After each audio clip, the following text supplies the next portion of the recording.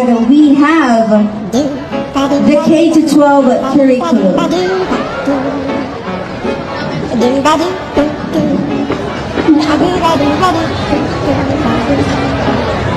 Mahirap na ngayon ang pag-aaral, kaya naglagay sila ulit ng matatag curriculum para pahirapan ang mga estudyante.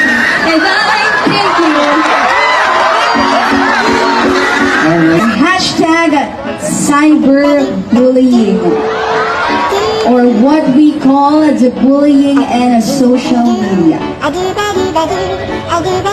Hashtag cyberbullying. The cyberbullying is the social media bullying.